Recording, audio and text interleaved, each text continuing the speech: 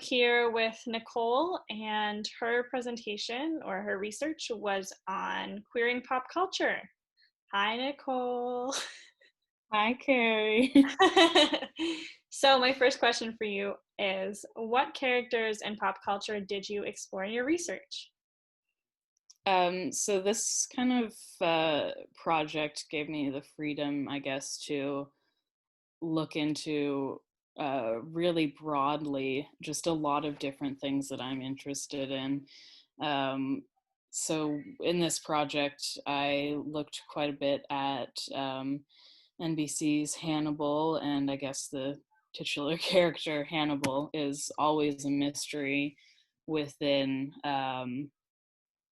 pop culture. He's become like an icon um, in a way. I mean, his name is synonymous with like cannibalism at this point, and uh, there's so much material to work with there, especially in a new age kind of show.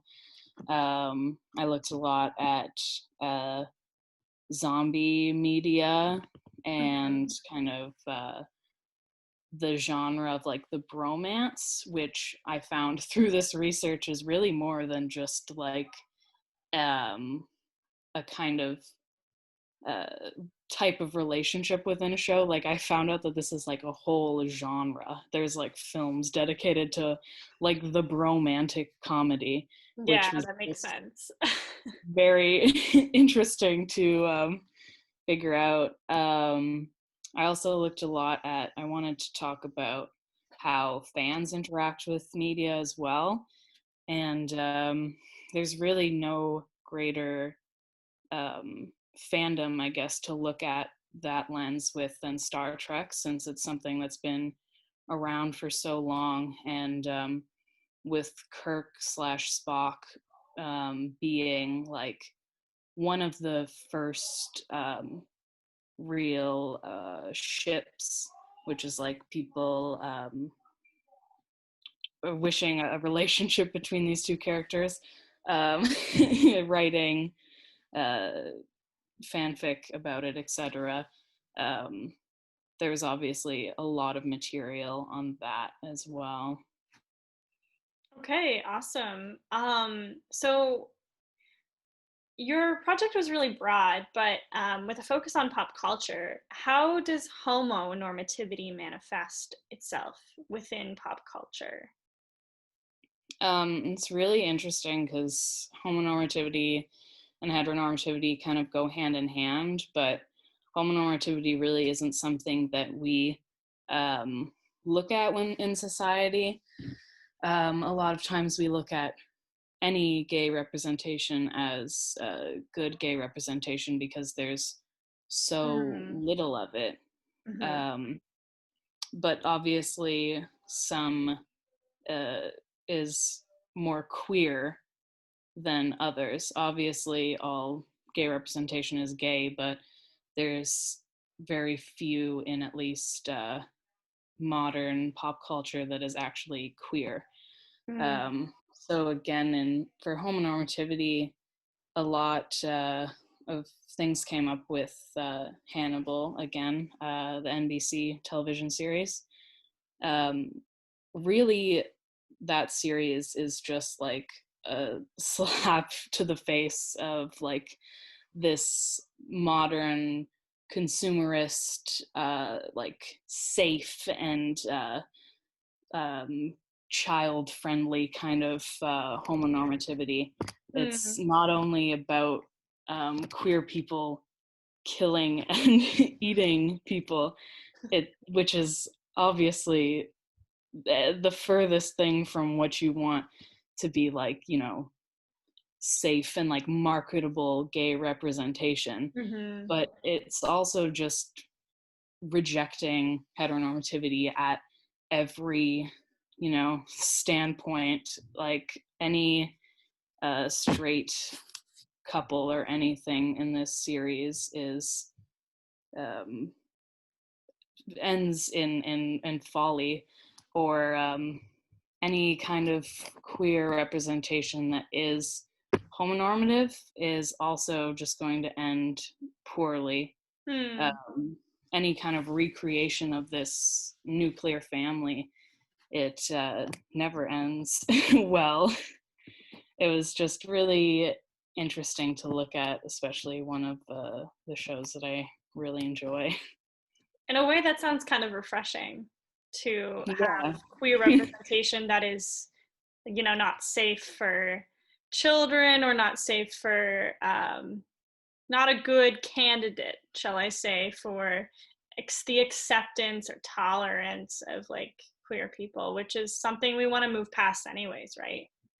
Yeah, it's really interesting to look at, because a lot of people are going to, at face value, well, obviously this is bad gay representation. Yeah.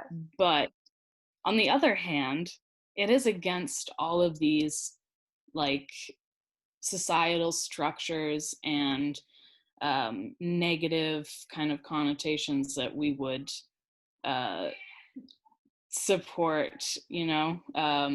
It's against this idea of heteronormativity. Beyond that, it's really against just rudeness in general. It's a very interesting kind of dynamic. Kind of raunchy. Yeah. Yeah. Okay, cool. So aside from Hannibal, like how do these characters queer, gender, and relationship binaries?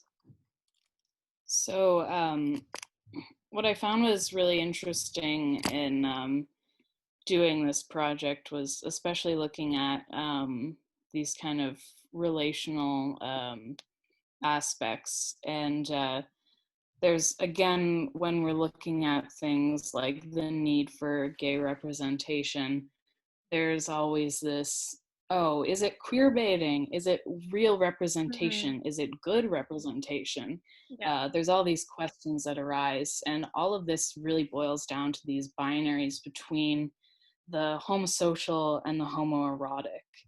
Um, the homosocial being a totally platonic yet deep desire between, very often, two men, because it's unlikely in modern society that two women are lead characters, unless you're looking at something like Killing Eve, or I don't know. Um, Very often just a deep relationship between two men, platonic, versus the homoerotic, which is obviously some kind of eroticism or sexual desire between the two. During this research, it was, I think, one of the big things that I was taking away, which we took a lot from this course as well, was that the homosocial does not negate the homoerotic, or vice versa. The heterosexual does not negate the homoerotic. Hmm. Heterosexual can still have homoerotic desires, and you don't necessarily need homoeroticism to have a kind of good gay representation, if you will. Um, Looking at something like the bromance genre, um, the homosocial and the homoerotic play very interestingly against each other, um, since the genre depends on this, I guess, homoeroticism being the elephant in the room, Right. being the butt of the joke, or always semi-present, yet denying that desire. It's always the homosocial to the extreme, homosocial elevated to the point of almost homoeroticism, yet drawing the line at that kind of sexual tension.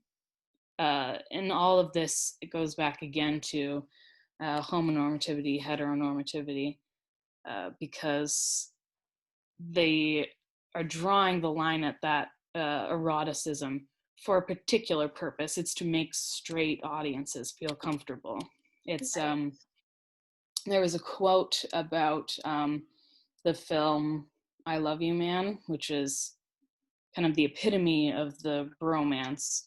Um, it's actually from Andy Samberg, one of the actors in it, and he said that the film was a dude on dude romance to make uh, straight dudes comfortable. Hmm. I'm not sure if that's the exact quote. Anyways, that's paraphrasing. Mhm. Um, in that you want that romantic aspect, but you are denying the homoerotic. And the Hannibal, sexual. yeah, the sexuality is always present yet not ever seen.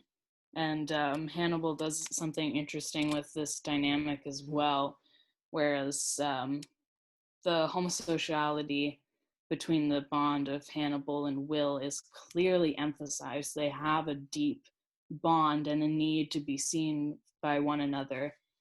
And Hannibal is explicitly in love with him. However, that's not like physically represented in a sense that we would recognize, Hmm. as in they don't kiss or anything. Yet, when we're looking at this binary, where does one desire end and another begin? Who's to say that one does, like, what would be homoerotic? Is a kiss homoerotic? Is a hug? Is having sex homoerotic? Where do these kind of desires um, intersect, I guess? And I was really interested in looking at that kind of blurring of those two binaries and that intersection. Hmm. Okay, wow. That's really interesting. So it almost sounds like context matters a lot in terms of like how Yeah, the scene is set, whether that is going to be homosocial or homoerotic or truly queer. yeah, yeah. And really, if this project has kind of taught me anything, it's that who is anyone to say what one desire is and or isn't. You know, it's always within these contexts, whether it's the context of the media, the context of the society you're in, the context of the person who's watching it. Hmm. All of these are kind of impacting the way that we view and the things that we take away from these media. So it's really interesting to me to find those blurred areas, and obviously that works with gender as well. Hmm. Okay, well, thank you for answering my questions and giving me your time tonight. Yes, thank you so much for having me, Carrie. It's been a blast.